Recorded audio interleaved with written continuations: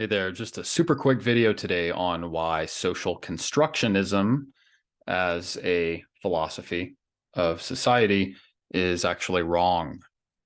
And we only need one reason for this. There's only one justification needed to completely wipe it away from our metaphysical inquiry. And it's rooted in the false dichotomy that is the nature-nurture debate. Now, social constructionism is the claim that the overarching reason that society is the way it is because it has been intentionally manipulated to be that way. All right. So this is false. Why? Because, all right, let's say that everyone in society is part of this socially constructed reality that we live in. It's still required that there be at least one person who has the will to direct and put into action the changes that they're motivated to. And that is rooted in their nature. Okay.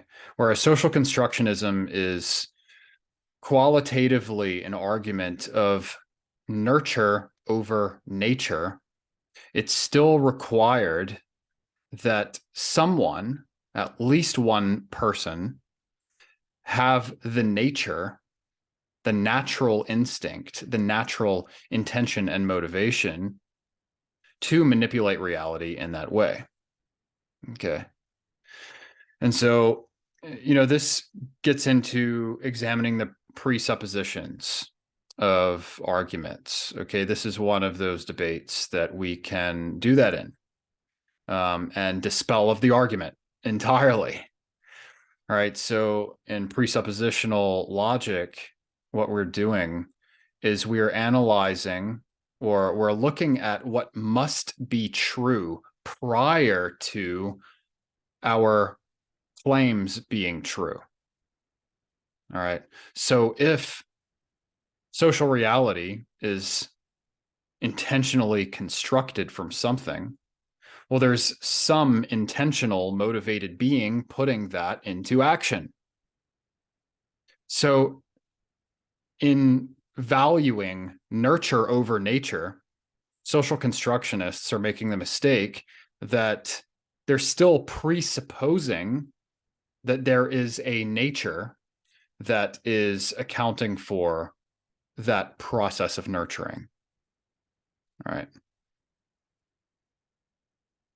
So that's really it. That's all you need to know to stop believing in social constructionism as a philosophy of reality, metaphysical belief. Okay. There are other reasons that we could give too, but this one is sufficient. Okay. It's not the one and only reason, just like presuppositional logic is not the one and only way to analyze the truth value of an argument. But more often than not, it is enough to refute whatever argument you are analyzing. Okay. If the presuppositional belief contradicts, conflicts logically with the claim that you're making, the claim cannot be fundamentally true. All right. And if it is true, it's true for very different reasons. And most likely we're dealing with another level, another realm of reality that logic itself cannot account for. Now, I will say this about the partly socially constructed reality that we do live in on the socioeconomic level. Okay. We have to accept that it is in human nature that many of us seek power. Many of us seek money and resources over other things that more morally grounded people might consider to be of greater value, more important areas of focus if we want to live a good life.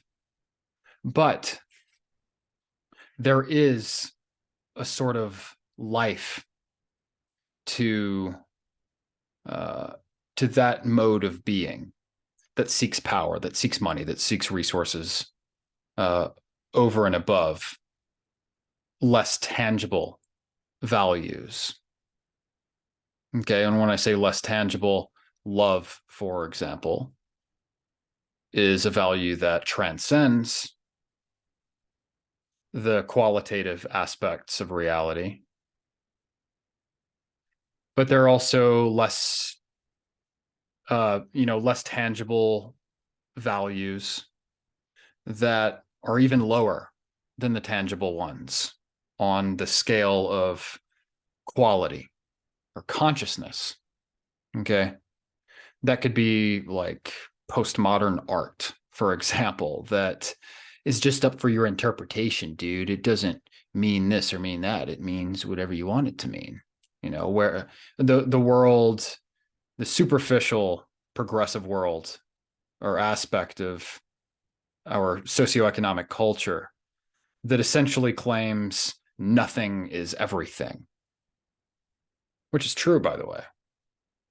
But it's also implied that everything equals nothing, right? If all of your interpretations of this piece of art could be correct in some light, that means that none of them actually have value, because value comes from contrast between one thing and all of the other things.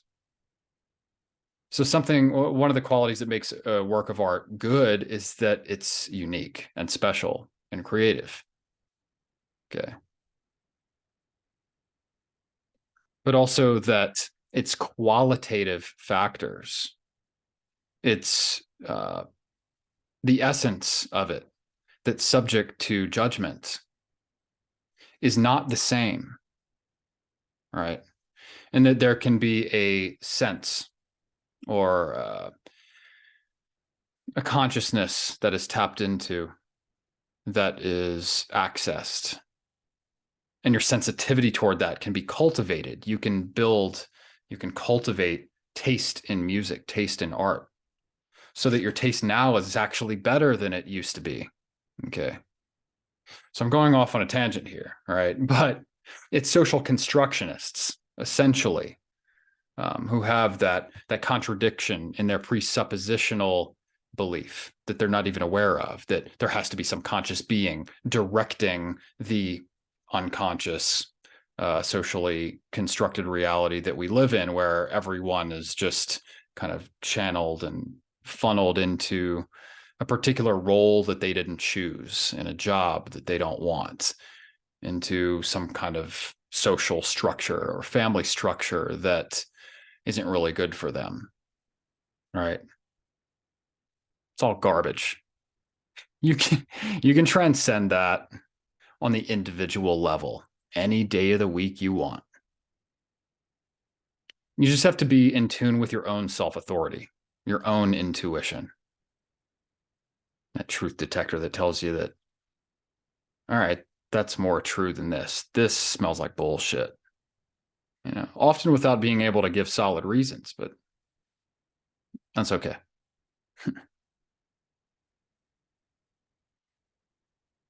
So again, I'm not saying that this is the only way to analyze an argument or to analyze, the cogency or lack thereof of social constructionism specifically. There are other layers of contradiction in that belief. But the presuppositional truth that there must be something conscious creating this unconscious realm, or realm in which we're all unconscious, collapses on itself. Okay. And also, again, this is one of the things I was getting at, is that I do believe that there is a conscious force, conscious energy behind the changes in society, the patterns that emerge in a society and among human beings cross-culturally at any given time. There's a life force behind it, whether it's a good one or a bad one. Right? So many of the events over the last few years, it's 2023 now, so you should know what I'm talking about. One whose intuition is strong had to fight against the grain and civilly disobey certain orders. Civil, peaceful non-compliance was the name of the game for a minority of people who could see what was really going on, even if they couldn't describe it or back it up with all the facts in this information age in which facts can't be relied upon because facts need context.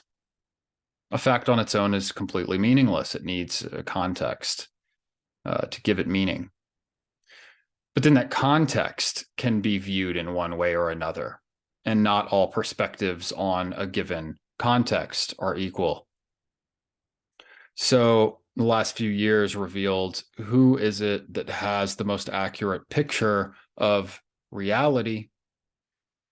And I'm here to tell you that it's always in a minority group, not a minority group based on race or social class or anything like that, but simply in terms of numbers, in terms of quantity. There is a small minority of people who can see the big picture, see things how they really are. Forgot whose quote it was. Just saw it the other day. It's like once you find yourself on the side of the majority, it's time to reassess. Okay, that's basically what I'm getting at here. Once you find that your view is the popular view, there's every chance in the world that even if you came up with it, that the actual nuance of that view has been disrupted, has been corrupted by the majority that now accepts it, that there's something fundamentally off or different between what they all believe and what you meant by that viewpoint in the beginning. Because people in groups, they become tribal, they tend to oversimplify. Okay. And that's just the pattern of how things work when people find themselves in groups. And that's what I mean by there being this conscious force, for good or for bad, behind social movements and changes and alterations to the way that we see things collectively, individually, but especially collectively. The hive mind, the hive moves together.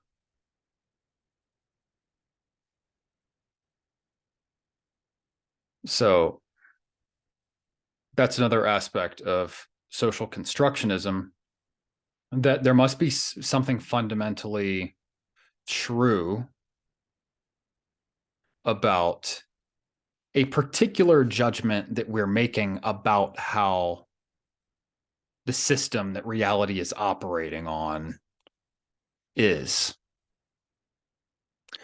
And the majority view in particular institutions, let's say universities as a category, have really one way of looking at where society is and why.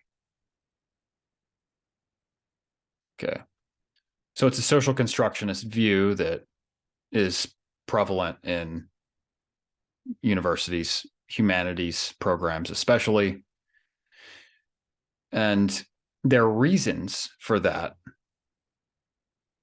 are not necessarily in nature over nurture, although somebody who's a staunch naturalist is also a materialist, also believes that it's the physical aspects of reality, whether that is in the stars or in our genetics and our biology, that's actually guiding everything. That every living thing is just kind of a lumbering mechanical robot of some sort. That's one part of this organism that we call the universe or reality. And it's true that we are, in a sense, that on one level, that. But that doesn't account for the glue that's holding everything together or tearing everything apart, especially when we're talking about opposing philosophical views as they are manifest in political issues. For example, so with abortion, for example, the social constructionist materialist view is pro-abortion. I'm not going to say pro-choice, but pro-abortion. Okay. Pro-life is the naturalist view. But both belief systems become one and the same when we fail to consider issues that are deeper and more fundamental to the abortion issue than just the legality of it. Like, should abortion be legal or illegal? That's a different question than is abortion wrong and should anyone do it? So, something can be legal but still wrong, leaving it up to the individuals to make their choice about whether to do the right thing or the wrong thing. And also, again, if we're taking this in a presuppositional way, the abortion issue in particular reduces to, well, how did you get to this point to begin with of asking whether or not you should get an abortion? And that comes down to lack of personal responsibility and accountability. Maybe just simply being too much of a pussy to demand contraception. Okay. So anyway, not to go down that rabbit hole, but just giving an example of a political issue that has more metaphysical debate underlying it. All right, where one side is the social constructionist view, the other side is the naturalist view. But then they fundamentally make the same mistake in not dealing with the real issue at hand to begin with, which is something much, much deeper than legislation. Who gives a fuck about what's legal and illegal? That should have no authority over your decision about whether to do something or not whatsoever, because in a just society, laws are simply put in place to reflect natural law, intuitive, moral law that we all have access to, that we all possess as divine beings. In an unjust society, they're just stacks and stacks of more and more and more laws, more social programs, more control, more this, more that, more, help, right? More destruction under the guise of compassion. Create more laws, control more things. That's an unjust society because we are ceding our authority to the authority of other men. We're putting our faith not in our divine goodness, our divine moral sense that we all have the potential to access Not all of us choose to. That takes a leap of faith on its own. Okay, but we're outsourcing our authority to other human beings who are actually worse than us. I was going to say no better than us, but actually worse when you consider that they're taking advantage of how weak masses of people actually are in terms of their own self-authority. But again, if they can gain from it, then why not? That's the way a lot of people look at it, like whatever it takes to get ahead. Okay, power, money, control, resources for oneself off the backs of a bunch of sheeply weaklings. You know, who's to say I wouldn't do the same thing, or you wouldn't do the same thing if you were in that position? Well, you have to have fundamentally a more corrupt drive to get to that position to begin with, arguably. Okay. But anyway, in any case, whether it's social constructionism or naturalism or liberalism or conservatism, you know, if you identify with anything that has ism at the end of it, you're religious. All right. And not in a good way. Okay. If there aren't some nuances of this this belief system that you have issues with, then you're just part of whatever institution that ism has created, likely with the intention of suppressing your intuition and self-authority to begin with, outsourcing it to their structure. All right. And at the same time, at the end of the day, there's no particular religion or belief system that's intrinsically bad or evil. Good and evil is a product of the human will and the human will alone. So you always have the choice to do right or wrong, regardless of what religion you belong to. And by and large, most religions are good outlets for, at least on the pragmatic level, most people who are part of them. Even scientific communities, I consider religions just as much as any faith-based religion, insofar as they reject any metaphysical, meta-material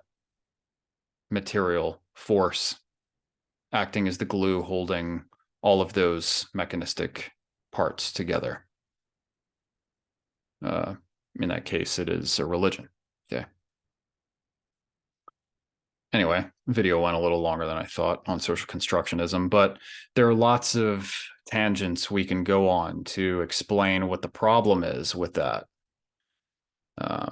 With any ism, of course, but with social constructionism particularly,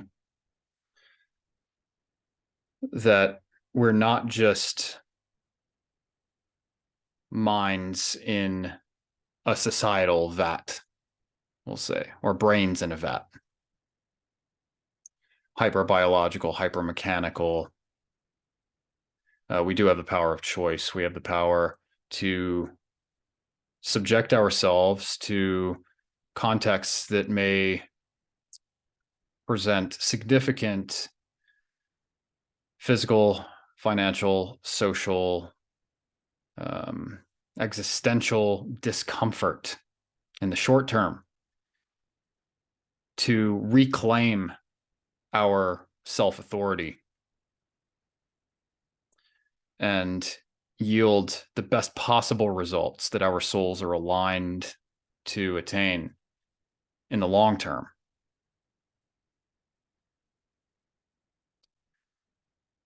And how do you go about doing that?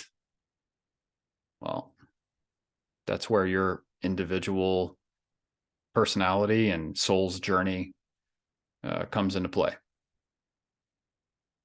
But if you're tapped into your intuition, you can tell right from wrong, good from bad, true from false externally. And if your judgments are proving to be accurate, then it's implied that you should at least have enough self-awareness to know when your intuition inclines you toward actually taking action on a certain path rather than another. Okay. So put that judgment to the ultimate test and integrate those tools that you have or think you have into your actual action-based life. Anyway, that's all we'll do for now. Hope you enjoyed the extended video on social constructionism and other things, other relevant tangents. And talk to you guys later. Cheers.